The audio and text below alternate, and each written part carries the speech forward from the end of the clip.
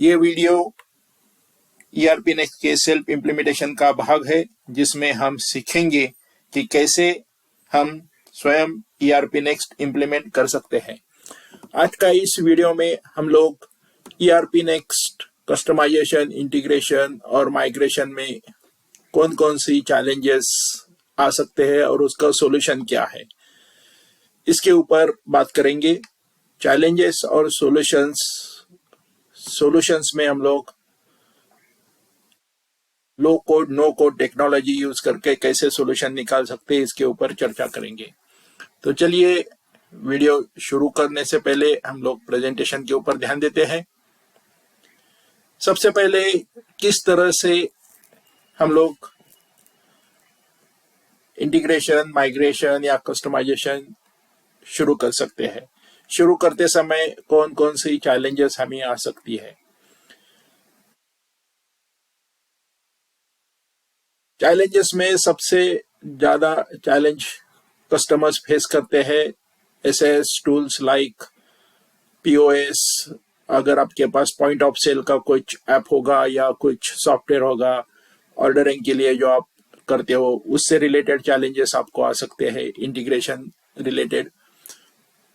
उसके साथ साथ ब्रॉडकास्टिंग टूल्स जैसे व्हाट्सएप हो, SMS हो, उसमें इंटीग्रेशन में चैलेंजेस आपको आ सकते हैं।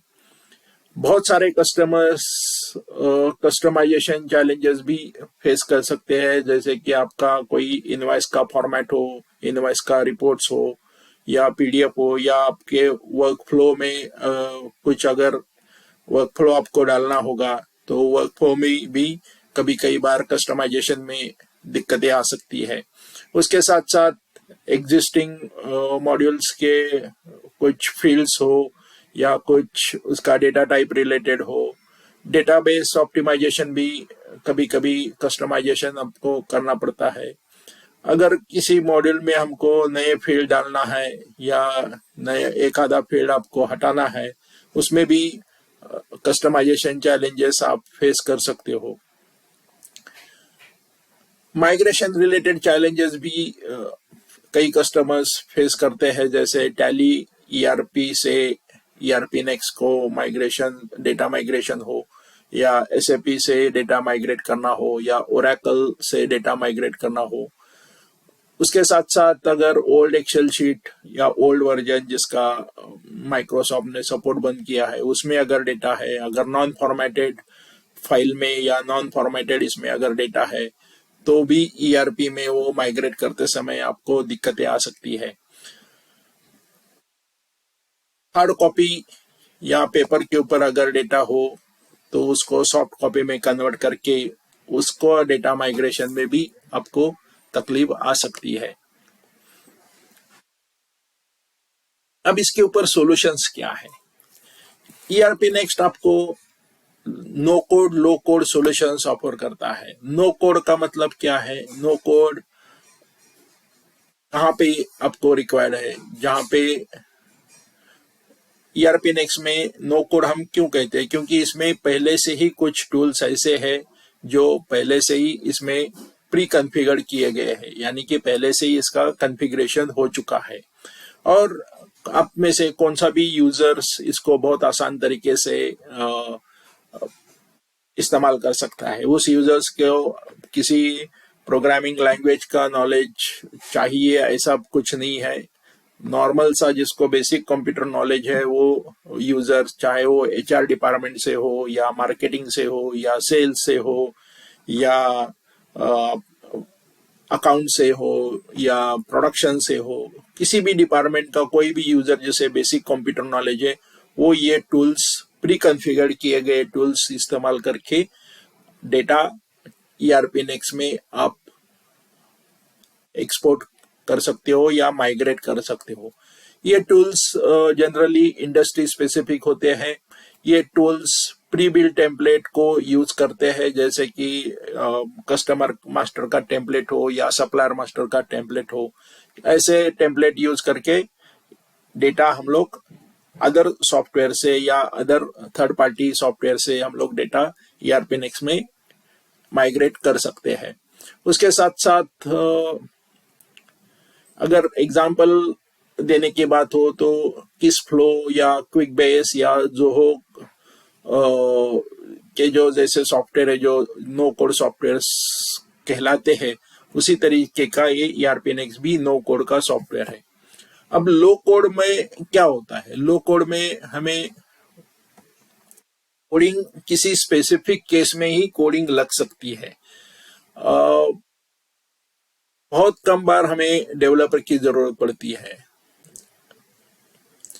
जो डेवलपर को अगर टेक्निकल प्रोग्रामिंग का टेक्निकल नॉलेज है, ऐसे बहुत कम डेवलपर की जरूरत पड़ती है, इसलिए हम लोग इसको नो कोडिंग लो कोड कहते हैं। जनरली लो कोड के लिए भी सर्टिफिकेशन जरूरी है, लेकिन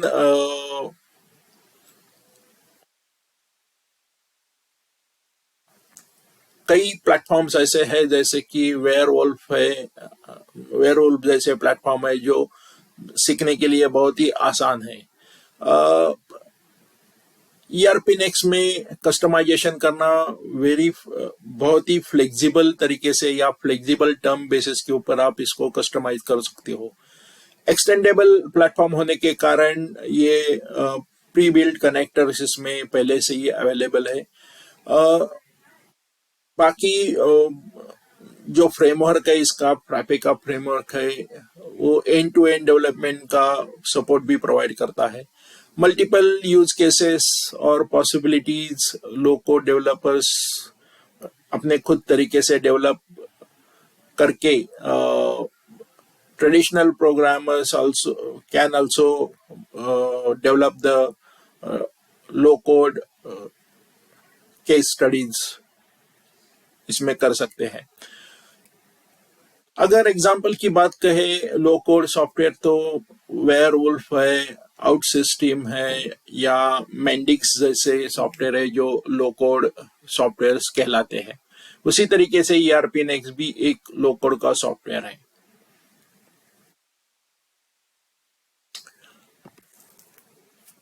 अब माइग्रेशन, कस्टमाइजेशन, इंटीग्रेशन में क्या क्या मेजर्स लेने चाहिए, क्या क्या मेजर्स के ऊपर ध्यान देना चाहिए? सबसे पहले एग्जैक्ट रिक्वायरमेंट आपके पास रेडी होना चाहिए, जो कि आप जिस भी वेंडर के साथ या जिस एजेंसी के साथ आप काम कर रहे हो उसको आपका कस्टमाइजेशन का, माइग्रेशन का एग्जैक्ट रिक्वायरमेंट आपको देता आना चाहिए। उसके बाद आपका बिजनेस रिक्वायरमेंट डॉक्यूमेंट, जिसे हम BRD डॉक्यूमेंट भी कहते हैं, वो डॉक्यूमेंट भी आपके पास तैयार होना चाहिए, जो आप एट द टाइम ऑफ आपके किक ऑफ मीटिंग हो या आपका रिक्वायरमेंट गैदरिंग मीटिंग हो, उस मीटिंग में ये BRD document, business requirement document आप शेयर कर सकते हो। उसके साथ साथ ये बात आपके ध्यान में आपको रखना होगा कि माइग्रेशन के लिए या कस्टमाइजेशन के लिए कम से कम 4 से 8 हफ्तों का मैक्सिमम समय लग सकता है, डिपेंड अपॉन आपका जो कस्टमाइजेशन का स्कोप है या माइग्रेशन का स्कोप है, उसके ऊपर भी ये समय का निश्चित समय आपको रखना पड़ेगा। कम से कम 4 से 8 हफ्ते इसको कस्टमाइजेशन के लिए या माइग्रेशन के लिए लग सकते हैं। उसके साथ साथ अगर आपको किसी थर्ड पार्टी सॉफ्टवेयर के साथ या किसी अन्य सॉफ्टवेयर के साथ इंटीग्रेशन करना है तो उससे रिलेटेड API, उससे रिलेटेड अप्रूवल्स, उसके रिलेटेड परमिशंस जैसे कि यूजर नेम हो, पासवर्ड हो, वो आपको हैंडी रखना होगा, तैयार रखना होगा माइग्रेशन करते समय या इंटीग्रेशन करते समय।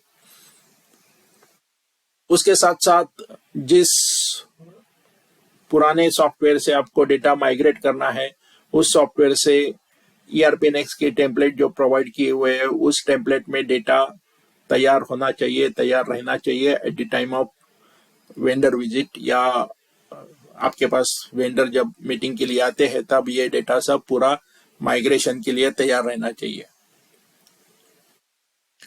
सबसे इम्पोर्टेंट बात है कि टेक्निकल हेड आपको जिसको आपके डोमेन का या आपके बिजनेस रिलेटेड पूरी बिजनेस प्रोसेस फ्लो का जानकारी हो, ऐसा टेक्निकल हेड आपके पास होना बहुत जरूरी है बिफोर आप वेंडर सिलेक्शन करते समय।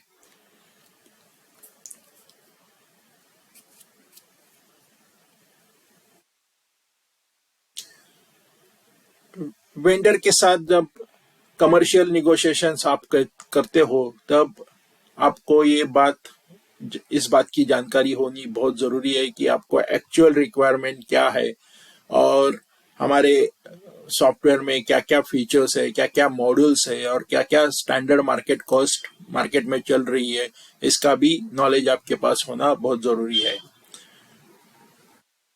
और सबसे इम्पोर्टेंट बात, अगर किसी भी वेंडर का सिलेक्शन करने से पहले उस वेंडर की इंफॉर्मेशन, उसका एक्सपीरियंस, उसका इंफ्रास्ट्रक्चर, उसके पास काम करने वाले टीम के लोगों का एक्सपीरियंस, ये आपके पास होना बहुत जरूरी होता है।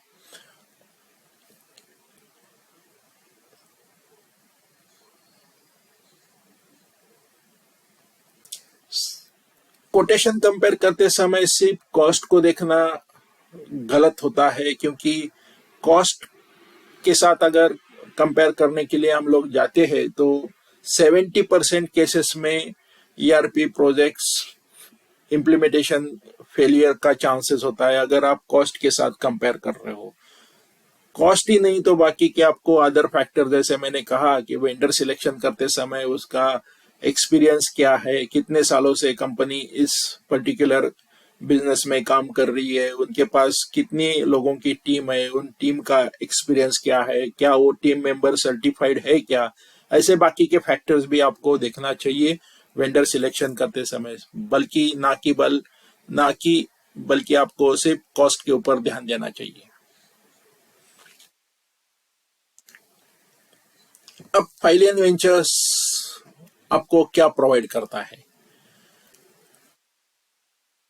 जो भी कस्टमर फाइलियन वेंचर्स प्राइवेट लिमिटेड के पास अप्रोच करते हैं फॉर द कस्टमाइजेशन हो, इंटीग्रेशन हो, माइग्रेशन हो, आफ्टर आपका सेल्फ इम्प्लीमेंटेशन का जब टास्क कंप्लीट होता है तब आप माइग्रेशन के लिए या इंटीग्रेशन के लिए या कस्टमाइजेशन के लिए आप फाइलियन वेंचर्स प्राइवेट लिमिटेड से अप्रोच करते हो। तो फाइलियन वेंचर्स प्राइवेट लिमिटेड आपको क्या ऑफर करता है? सबसे पहले आपके रिक्वायरमेंट के तरफ तुरंत हमारा एक अकाउंट मैनेजर अलोकेट होता है जो डेडिकेटेड होता है, यानी कि सिर्फ और सिर्फ आपके लिए वो अकाउंट मैनेजर काम करेगा। उसके बाद फ्रैपे क्लाउड होस्टिंग के ऊपर 10% डिस्काउंट आपको मिलेगा। उसके बाद फ्री एक्सेस मिलेगा, self implementation course module for the अगले 1 साल के लिए आपको फ्री एक्सेस मिलेगा। जो आपकी टीम है उनके टीम के लिए ट्रेनिंग के लिए या जो भी कोर्सेस मॉड्यूल्स आप लेते हो उसका 1 साल के लिए आपको फ्री एक्सेस मिलेगा। उसके साथ साथ आपको 100% एक्सपीरियंस एक्सपर्ट और सर्टिफाइड कंसल्टेंट डेवलपर्स और बिजनेस मैनेजर की टीम आपको मिलेगी जो सर्टिफाइड होंगी। फ्रैपे की सर्टिफाइड टीम होगी, फ्रैपे की सर्टिफाइड कंसल्टेंट्स होंगे, डेवलपर्स होंगे और बिजनेस मैनेजर्स भी सर्टिफाइड होंगे। इसके साथ साथ आपको कॉन्ट्रैक्ट्स, कोई भी किसी भी प्रकार का कॉन्ट्रैक्ट्स आपको शेयर साइन नहीं करना पड़ेगा, जो आपको वीकली या मंथली या रिसोर्स एलोकेशन बेसिस के ऊपर पे करना होगा। ऐसा कोई कॉन्ट्रैक्ट आपको साइन करने की कोई जरूरत नहीं है।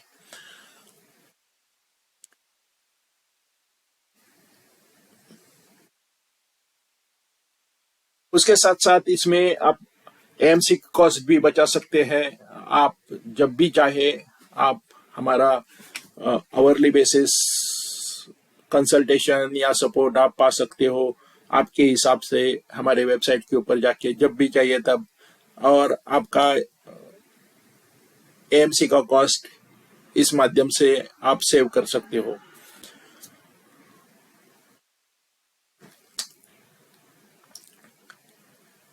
100% मनी बैक गारंटी है ये project output is not as per the SOW document. अगर SOW डॉक्यूमेंट के बेसिस के ऊपर अगर प्रोजेक्ट का आउटपुट नहीं है तो आपको आपके पैसे की गारंटी, मनी बैक गारंटी आपको मिल सकती है।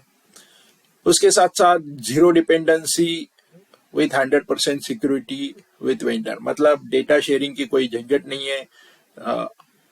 100% जीरो डिपेंडेंसी आपको रखनी होगी और डेटा की 100% सिक्योरिटी भी आपके कस्टडी में होगी।